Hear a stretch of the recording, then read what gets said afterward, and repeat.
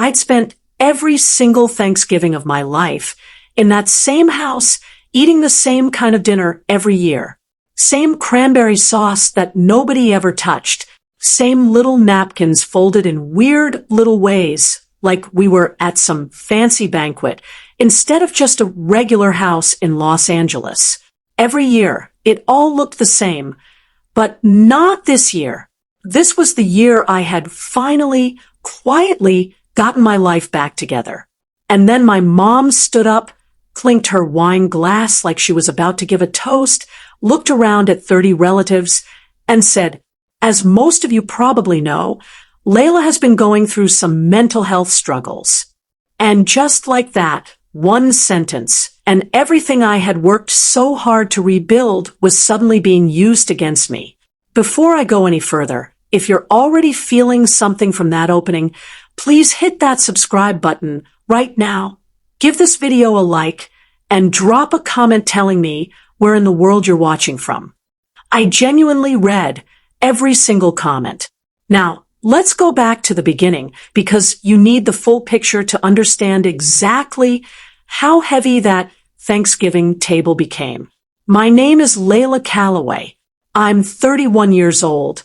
I live in Los Angeles, California, and for most of my life, I was what people would politely describe as the quieter one, not the troubled one, not the dramatic one, just the one who didn't take up very much room.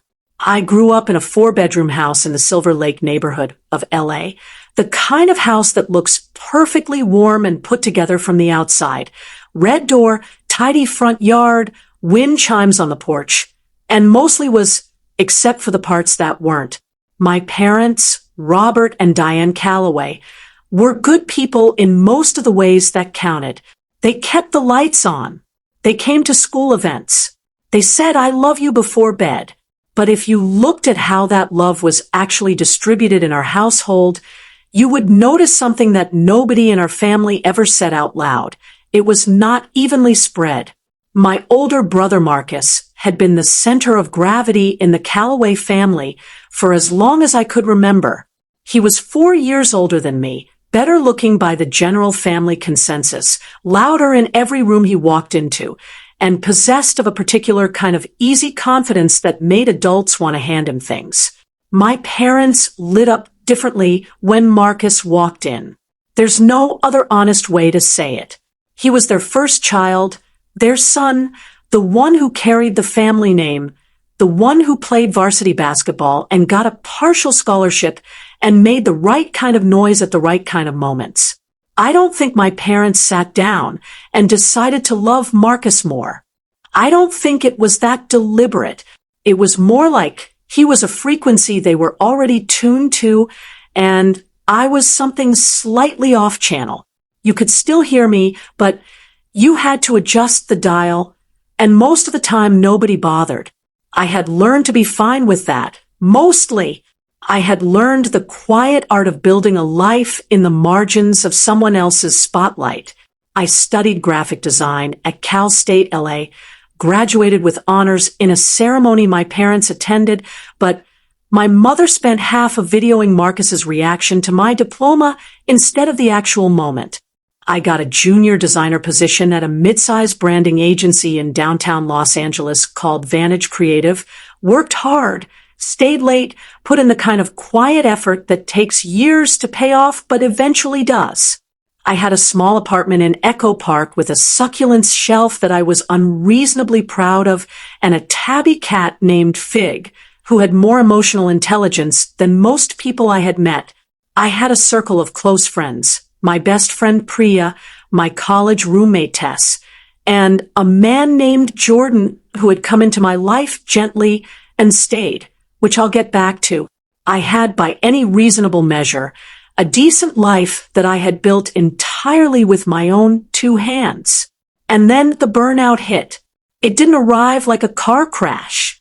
It arrived like a slow leak, the kind you don't notice until the tire is already flat and you're standing on the side of the road, wondering how long you've been driving on fumes. Vantage Creative had gone through a major client expansion in early spring, and our team had been stretched to a breaking point for months. I was leading 3 simultaneous rebranding projects, working 60-hour weeks, skipping meals, not sleeping, running purely on cold brew, and the anxious energy of someone who has been told, implicitly, their whole life that the way you earn your place is by working harder than everyone else. By June, I was waking up at 3 in the morning with my heart pounding. By July, I was crying in the office bathroom on a semi-regular basis. By August, I had my first real panic attack in the middle of a client presentation, no less, and had to excuse myself from a conference room of 12 people and sit on the floor of a hallway with my back against the wall and my head between my knees, doing the breathing exercises I had found on YouTube at 2 in the morning 3 weeks earlier. I went to my doctor. I was referred to a therapist, a gentle, sharp woman named Dr. Camille Osei, who had a small office in Pasadena full of plants and soft lighting and absolutely zero tolerance for the kind of deflection I had been practicing my entire life. She diagnosed me with generalized anxiety disorder and burnout-related depression. She told me these were not character flaws. She told me they were not evidence of weakness. She told me they were what happens to capable, high-functioning people when they have been running on empty for too long without anyone ever teaching them that it's okay to stop.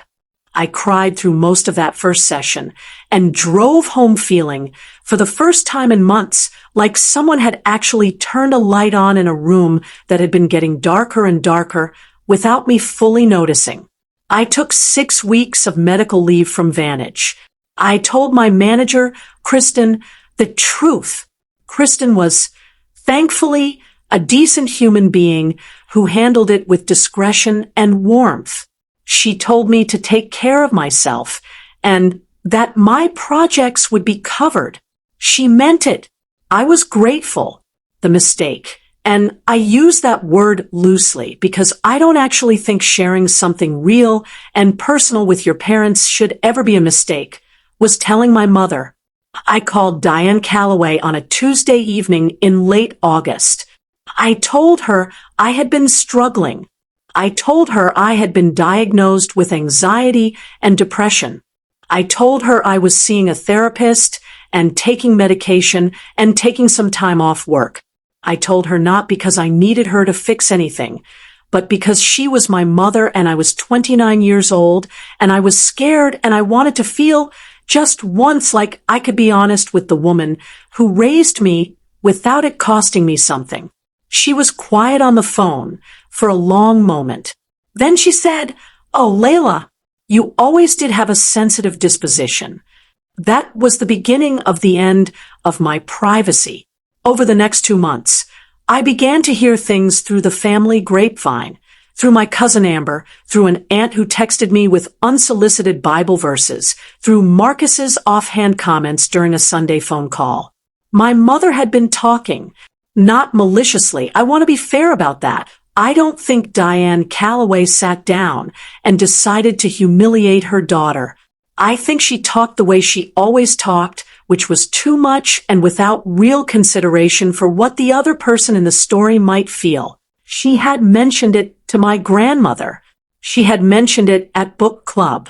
She had mentioned it to my father's sister, Aunt Rochelle, who had mentioned it to her daughter, who had mentioned it to approximately everyone. By the time November rolled around, I had become, in the Calloway family narrative, the one who had a breakdown, the sensitive one, the one who wasn't quite stable, not in a mean-spirited way, in the way that families absorb information about their members and reorganize their understanding of them quietly and permanently without ever asking the person at the center whether that's an accurate picture. I tried to talk to my mother about it twice before Thanksgiving. The first time, she told me I was being oversensitive. People care about you, Layla. They're worried. That's a good thing. The second time, She got quietly defensive in that particular way of hers, a slight tightening around the eyes, a careful rearrangement of her expression, a tone that said she was managing me rather than hearing me. "I only ever say positive things about you," she said. "I told everyone you were getting help. That's nothing to be ashamed of." And there it was, the Calloway family logic in its purest form. If you frame something gently enough, it doesn't count as a violation. If you add the words, "I'm proud of her for getting help," to the end of telling 30 people your daughter had a breakdown, it becomes a compliment. If you mean well, and my mother always meant well in her own way, then the impact doesn't matter. Only the intention counts. I went to Thanksgiving anyway. I almost didn't, but Jordan talked me through it the night before while we sat on my apartment floor eating takeout Thai food. And he said the thing that tipped me over into going, "Layla, you've got nothing to hide. You got sick. You got help. You're better. That's not a story you have to be ashamed of. Go and hold your head up." Jordan had that way of distilling complicated things down to something plain and solid. It was one of the things I loved most about him. I told him he was right. I ironed a deep burgundy blouse.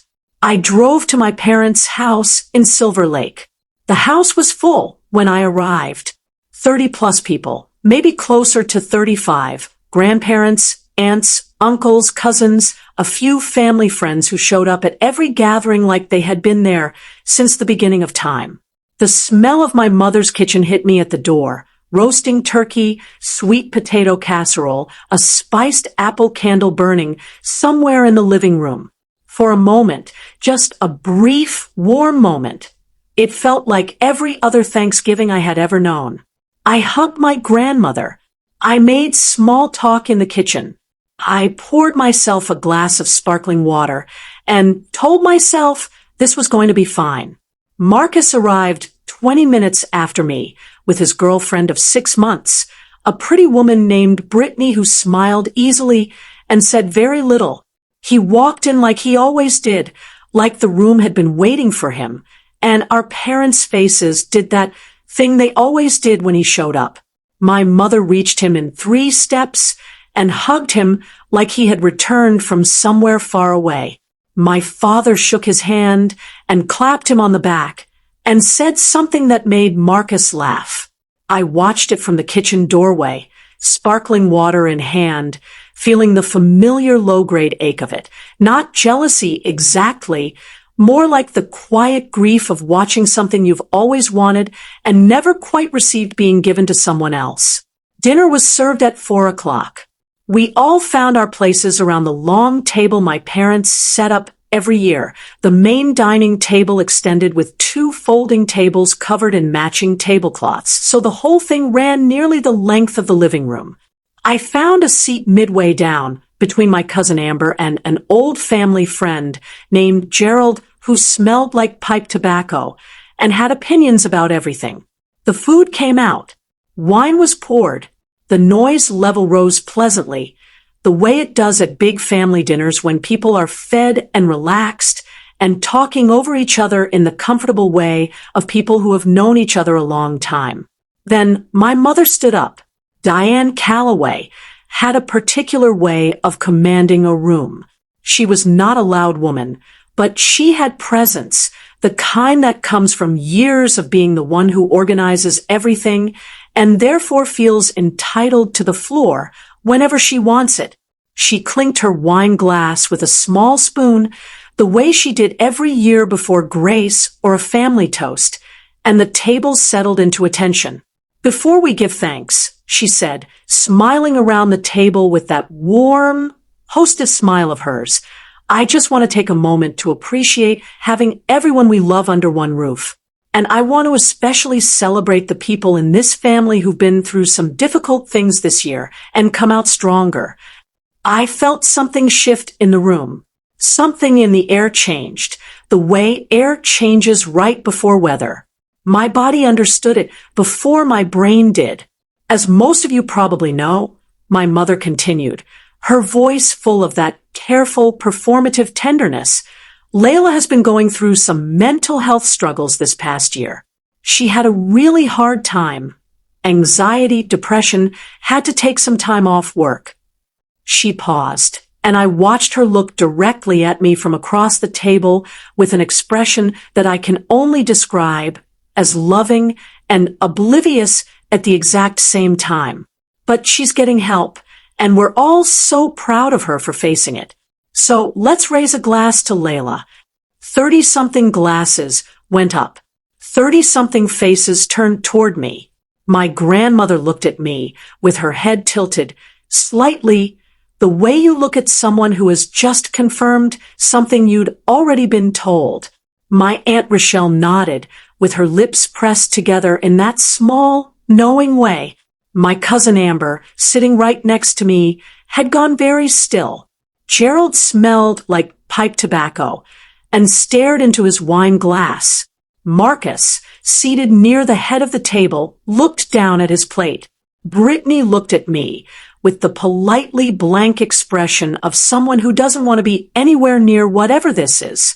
My father, Robert Calloway, the man who had walked me to my first day of kindergarten and told me I could be anything I put my mind to, raised his glass along with everyone else and looked at me with what I can only describe as tired sympathy. I did not raise my glass. I sat very still. My hands were flat on the tablecloth, my face. And I am genuinely proud of this, though it took everything I had, was completely calm.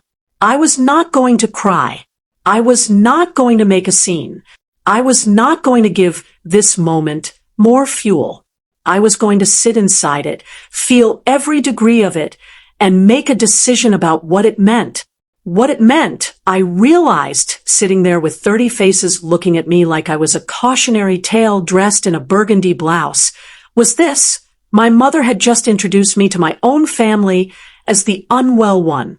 She had turned my most private, most painful, most carefully tended struggle into a public performance of her own compassion. She had taken something I trusted her with, something I told her in a vulnerable moment on a Tuesday evening when I just wanted to feel less alone, and she had used it to define me in front of everyone I had ever known. Not out of cruelty, out of something almost worse, out of complete and total disregard for the fact that the story was mine. "Thank you, Mom," I said. My voice was steady, quiet. I picked up my sparkling water glass, not the wine, and held it up for exactly 1 second. Then I set it back down and looked at my food. Dinner continued. Conversation resumed. The moment was absorbed into the noise the way those moments always are, swallowed back into the general hum of a family gathering.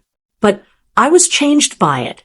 Every single person at that table had just been handed a label to stick on me, and I could feel it, could feel the shift in how eyes moved toward me, the slight change in how people chose their words in my direction, the particular quality of the concerned smiles.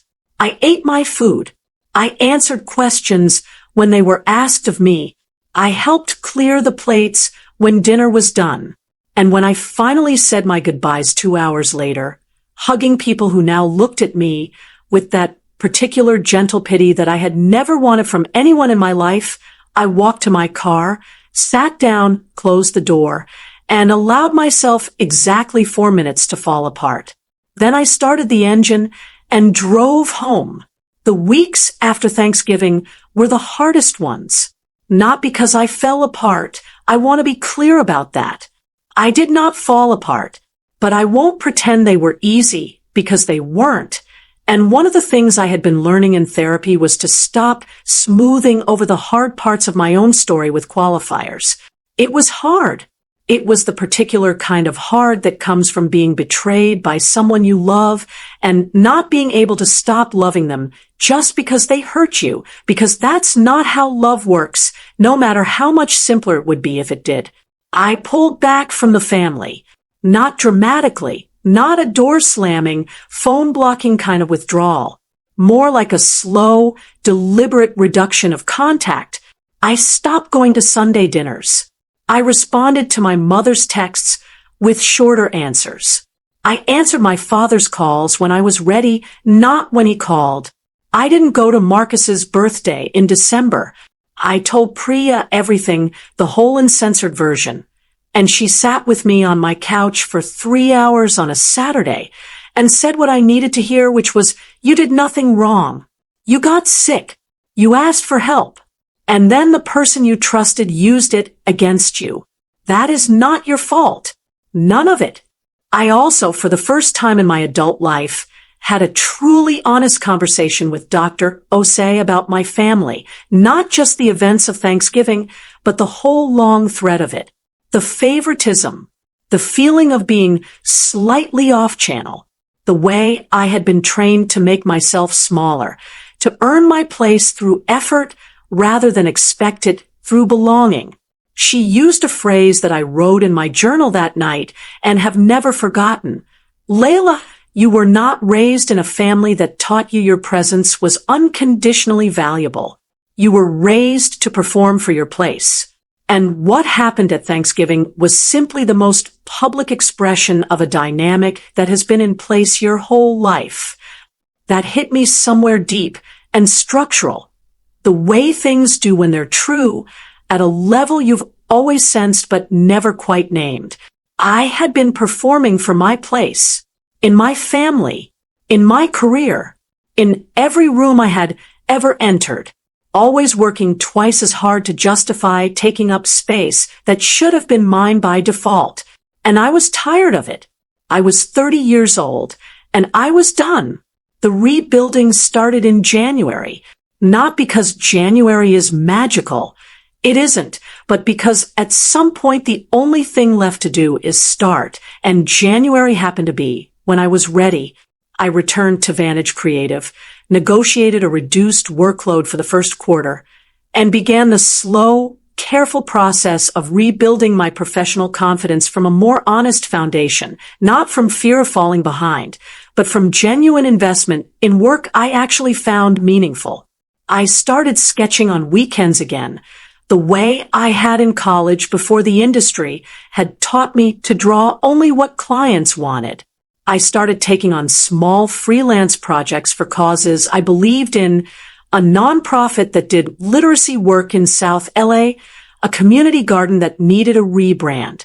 I worked smaller and more carefully, and the quality of what I produced was better than it had ever been when I was working 60-hour weeks in a panic. Jordan was steady through all of it, steady in the way of someone who has decided that their presence is a choice they make every day, and who makes it deliberately. He didn't try to fix things. He didn't push for resolutions with my family before I was ready. He showed up with coffee when I had early calls, and with patience when I was quiet, and with honesty when I asked for it, and with the kind of grounded affection that doesn't require drama to feel real. On a cold February evening, sitting on the fire escape of my Echo Park apartment wrapped in a blanket and looking out at the city lights, he said, I just want you to know you don't have to be okay every day for me to stay. I looked at him for a long moment. Then I said, I know. That's why I'm not scared anymore. I kept going to therapy. I kept going even when I felt good enough that I could have convinced myself I didn't need to anymore, because I had learned the hard way that good enough is not the same thing as genuinely well. I kept going until I understood, at a cellular level, the difference between reacting and responding, between being driven by other people's definitions of me and being anchored in my own. Dr. Osei eventually said something to me in a session that spring that I have carried ever since. The goal isn't to become someone who doesn't feel things. The goal is to become someone who isn't controlled by the fear of feeling them. I was getting there. Slowly, surely. By spring, the freelance work had grown beyond what I could handle as a side arrangement. I was turning down projects because I didn't have the capacity, which is a problem that looks like a problem, but is actually a signal. I talked to Kristen at Vantage, who was supportive but honest. The agency couldn't give me the flexibility I needed to pursue independent work at the level I was being offered. I spent 6 weeks building a business plan, a real one with financials and a client acquisition strategy and a legal structure and a name. I consulted with a small business advisor at the LA County Small Business Development Center, a sharp woman named Marisol, who had the calm authority of someone who had seen every kind of first-time entrepreneur and had absolutely no patience for excuses, but all the patience in the world for genuine effort. I registered my business in May, Callaway Studio, though I considered dropping the family name and ultimately kept it, not out of sentimentality, but out of the deliberate decision to take it back, to put it on something that was entirely mine, to make it mean something different. Callaway Studio. Design, branding, and visual strategy. A one-woman operation out of a shared workspace in Silver Lake, 3 blocks from the neighborhood I grew up in, which felt like a kind of full circle I hadn't planned but chose to claim anyway. The first year was lean and demanding and exhilarating in the specific way that building something from scratch always is. You're terrified and exhausted and more alive than you felt in years, all at the same time. I had 6 clients by summer, 9 by fall, 12 by the end of the year.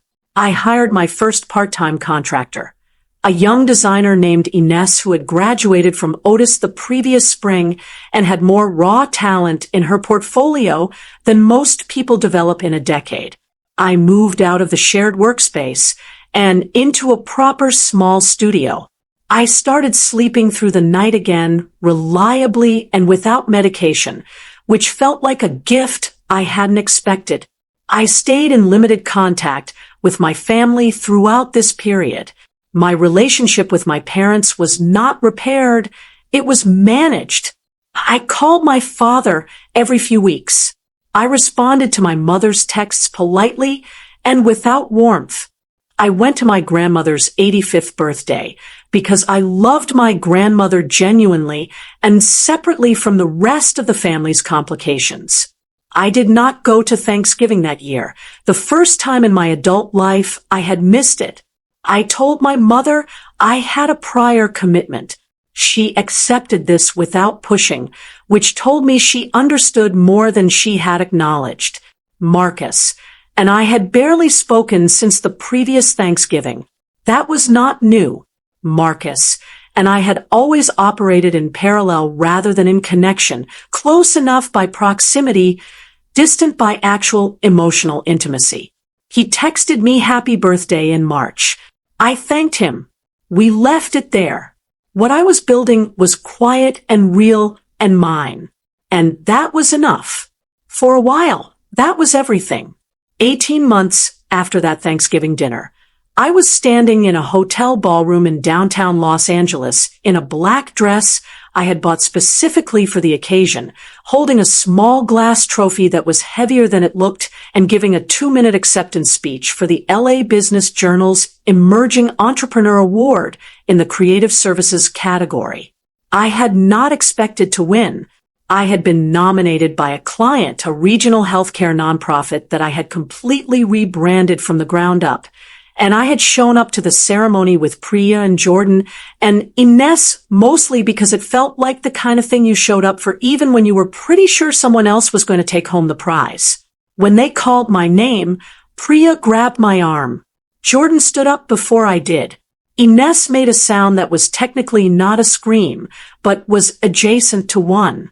I walked to that podium on legs that felt slightly uncertain and said, I started this business in a shared workspace with a laptop, a second-hand monitor, and a very opinionated cat named Fig. I built it during a time in my life when I was also rebuilding myself, which I will say is not the most efficient way to start a company, but maybe the most honest one. Every project I have ever done through Callaway Studio has been done from the belief that the way something looks and the way it makes people feel are not separate things. They are the same thing. I am grateful to everyone who trusted me with their work, and I am grateful to everyone who told me, directly or indirectly, that I wasn't ready for this. You were the best fuel I ever had. The room clapped. Jordan's face in the audience was the one I looked for. I found it. He was already on his feet. The call from my mother came on a Thursday morning in October, about 3 weeks after the award ceremony. I had seen the photo she had posted on Facebook. Someone had sent her the LA Business Journal article with my photo, and she had shared it with the caption, "So proud of my daughter Layla." Folded hands read heart, as though the previous 18 months of distance hadn't happened, as though sharing a news article was the same as having been present for the journey it described. I had seen the post. I had felt the complicated knot of it, the pride she was performing, the absence she was erasing with a single Facebook share. And I had chosen to let it be. There were battles that were worth having and battles that were not, and Facebook was firmly in the second category. But this call was different. My mother's voice, when I picked up, had that particular tight quality that meant something had gone wrong. She made small talk for approximately 45 seconds, a new personal record of directness for Diane Calloway. And then she said, "Layla, I need to talk to you about Marcus. Something has happened."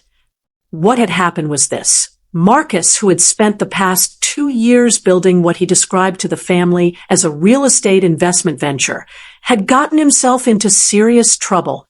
He had entered into a business partnership with a man named Derek Paulson, a smooth-talking operator who had run a private investment scheme under the umbrella of a legitimate-looking LLC.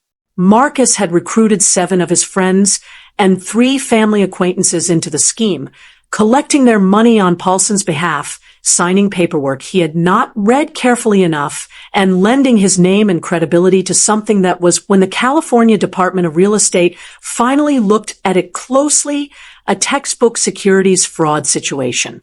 Paulson had disappeared. The investors were furious.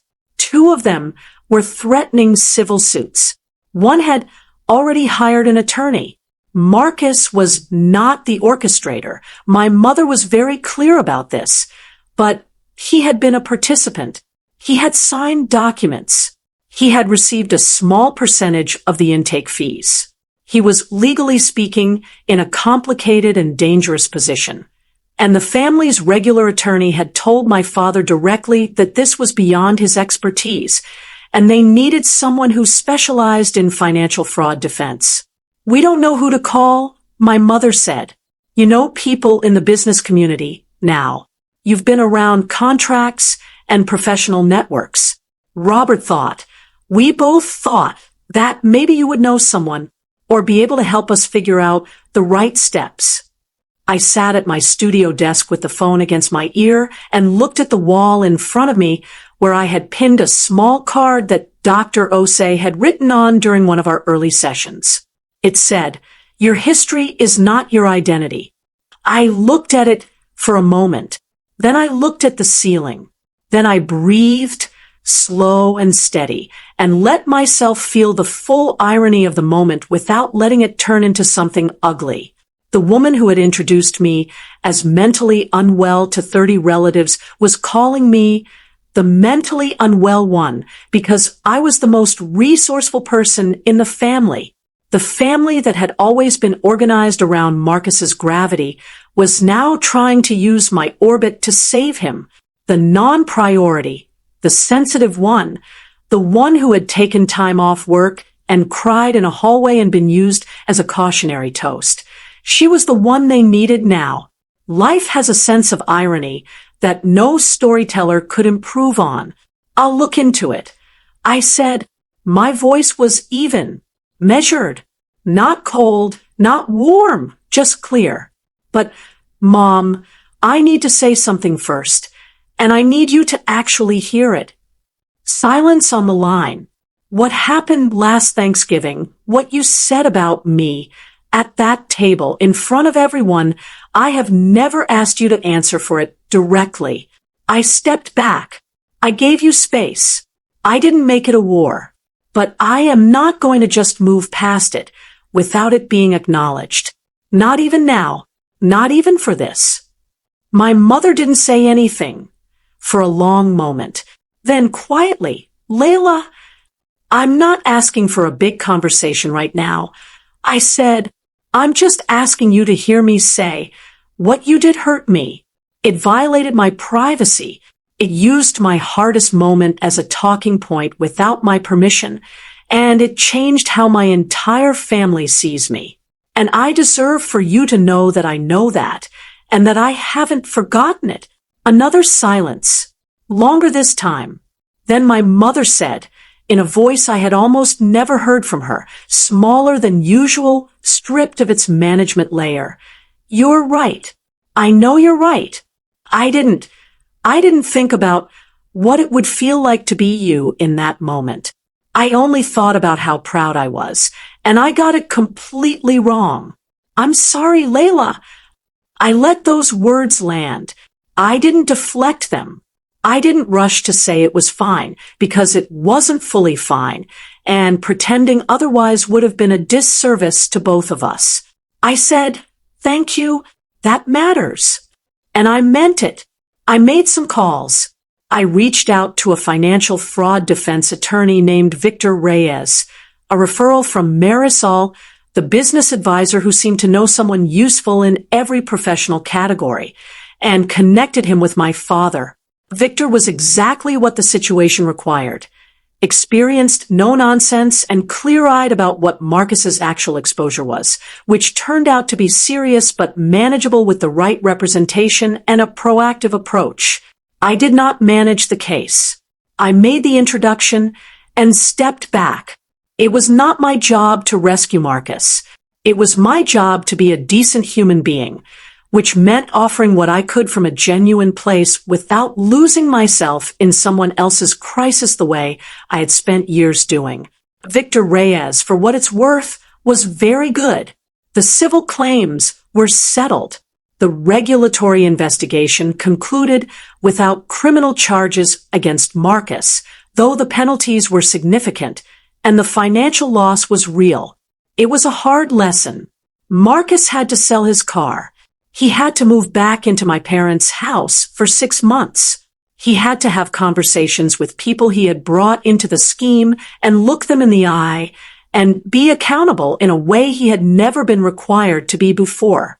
I heard about all of this secondhand through my father and through Daphne, and I will tell you honestly, I did not feel satisfaction at Marcus's suffering. That was never the point. What I felt was something quieter and stranger, a kind of clarity, a sense that the world had simply righted itself in its own time, the way things sometimes do when you stop trying to force them and just take care of yourself long enough to watch the long game play out. Thanksgiving came around again. The second one since the incident. I was 31 years old. I had a thriving studio, an award on my shelf, a man who loved me the right way, a cat named Fig who was now aggressively antisocial and deeply cherished, and a relationship with my family that was still complicated but was, for the first time, conducted on my terms. My mother had invited me 3 times, once by text, once by call, once through my grandmother, who I could never say no to. I said yes. I drove to the Silver Lake house on a Thursday afternoon in late November. The red door, the wind chimes, the smell of turkey and sweet potato, and that spiced apple candle. Fewer people this time, closer to 20 than 30, and the guest list had been quietly trimmed, which I suspected was not unrelated to the year everyone had just been through. My grandmother was at the table, bright-eyed and sharp as ever at 85. Amber was there, who squeezed my shoulder when she saw me and didn't say anything, which was exactly right.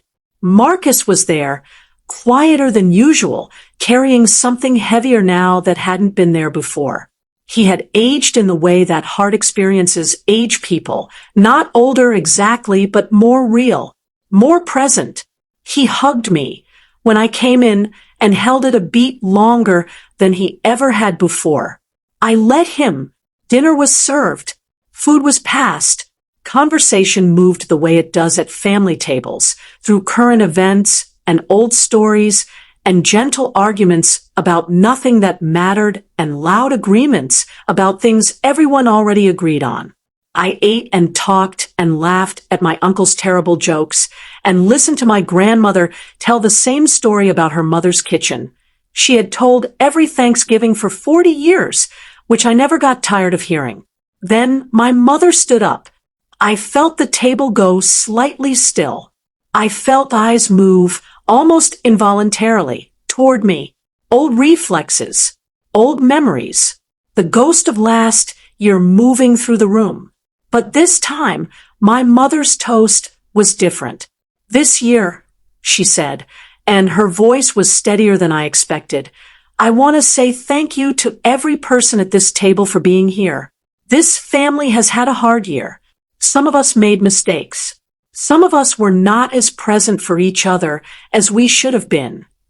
She paused, and then she looked directly at me, not the performative look of last year, not the look that turns you into a subject.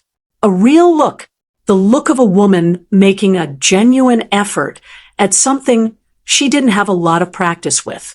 I want to especially thank Layla, who showed up for this family even when this family didn't always show up for her right. I'm proud of who you are, baby. Not because of what you've been through, because of who you've always been. The table was quiet for a moment, not the uncomfortable quiet of last year, not the quiet of 30 people processing unexpected information about someone they've just been handed a new label for. This was different. This was the quiet of something landing right, of a room full of people recognizing, without being told, that something real had just been said. I raised my glass.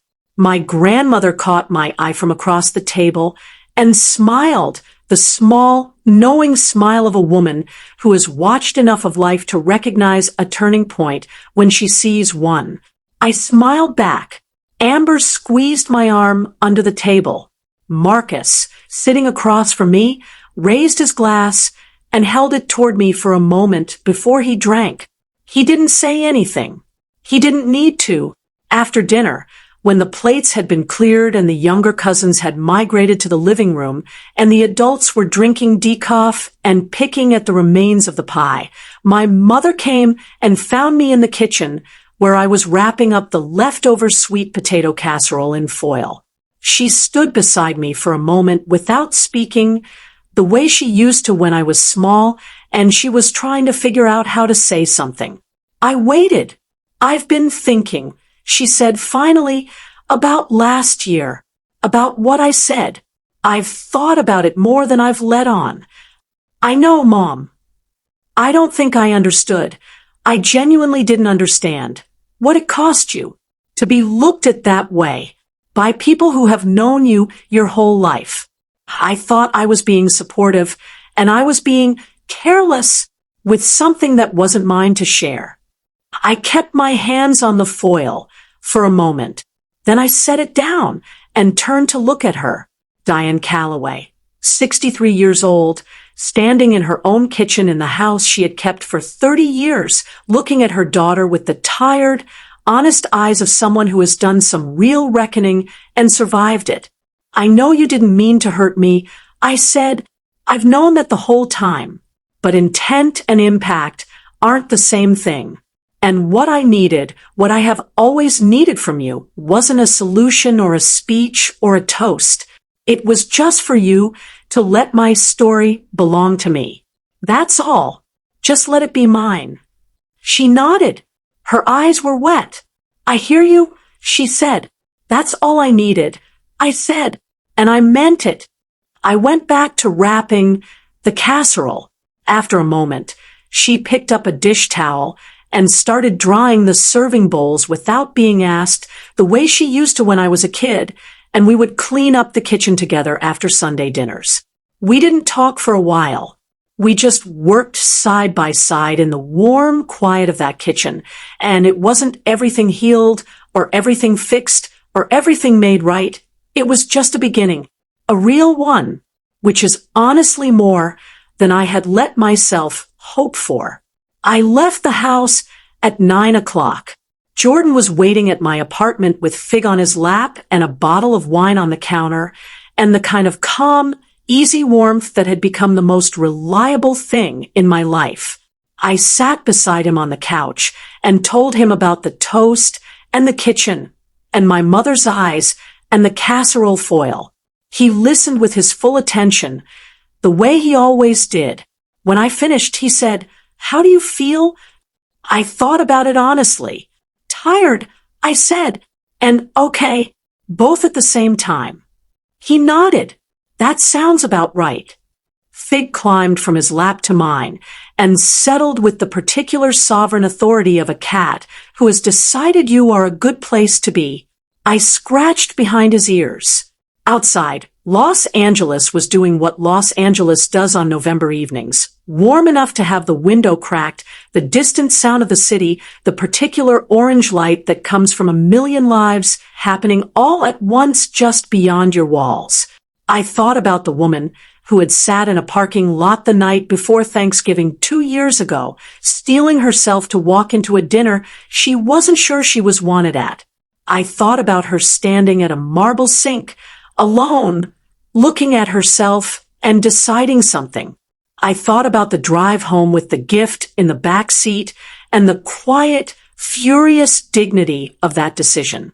I thought about therapy and early mornings and the business plan and the studio and the award and Victor Reyes and Marisol and Priya and Ines and all the small, invisible, daily choices that had added up to the life I was now sitting inside.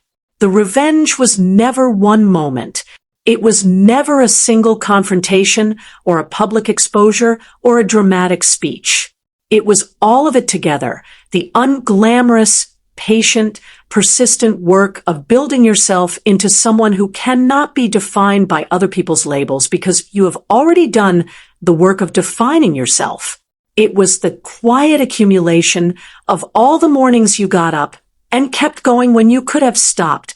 It was the certificate on the wall and the clients who trusted you and the attorney you knew and the mother who was finally, imperfectly, trying to see you. It was sitting at a Thanksgiving table and raising your glass on your own terms. It was knowing that the label on the place card, non-priority, mentally unwell, the sensitive one, the one who had a breakdown, was never the truth of you. It was always just the truth of whoever needed you to be smaller than you were. My name is Layla Calloway. I am 31 years old.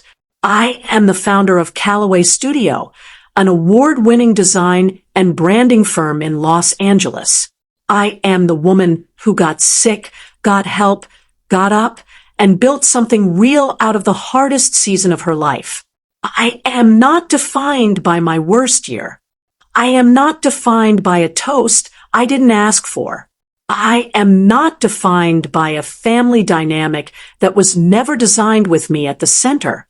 I am defined by what I do next, and I have been doing it one day at a time ever since the night I drove away from that dinner and decided that the only story that mattered was the one I was going to write myself. And that story, this one, is only getting started. They introduced me as mentally unwell. I introduced myself with an award, a business, and a table I built myself. The difference is mine had room for everyone, even them. Layla Calloway, thank you so much for being here for Layla's story. If this hit close to home, if you've ever been labeled by someone who was supposed to protect you, drop a comment and tell me about it. Tell me where in the world you're watching from. I read every single one, and your words genuinely matter. Hit the like button if Layla's journey moved you. Subscribe so you don't miss what comes next. And remember, you are not someone else's summary of you. You are the whole story. See you in the next one.